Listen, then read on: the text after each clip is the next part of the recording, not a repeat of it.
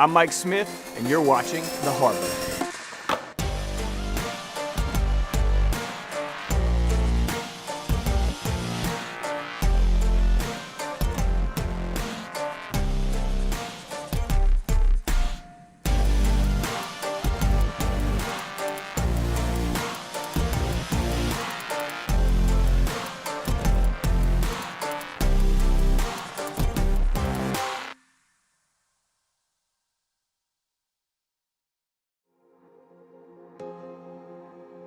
I went to a City and Color concert last year, and at the start of the very first song, Dallas Green got on the microphone and he asked everyone to take out their cell phones. He said, record this song, film it, throw it up on Instagram, check in, let everyone know where you're at. And for that first song, it was just a sea of cell phones. And when the song ended, he walked back up to the microphone and he said, all right, I want everyone to put your phones in your pocket, shut them off. And he said, don't be on your phones during this concert. He said, just be here, just be present. And it got me thinking, how many times in life do we experience things through our cell phones instead of just being present?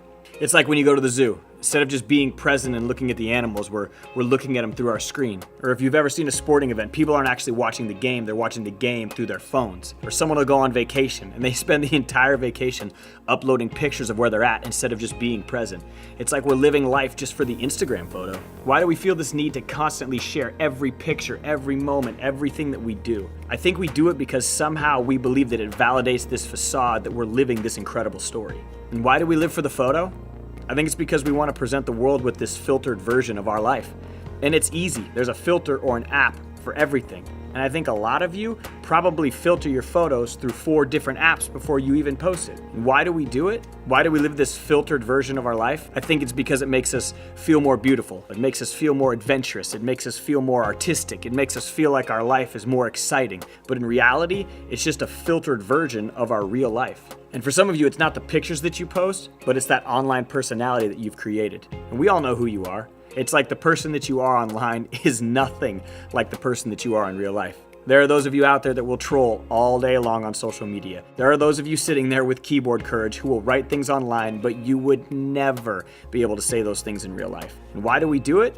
We do it because we're afraid that who we actually are isn't enough. It's almost like there's this tiny voice in our head telling us if they knew who I was, if they really knew who I was, they wouldn't like me. I mean, some of you girls are terrified at the thought of coming to school with no makeup on because you don't want people to see what you actually look like.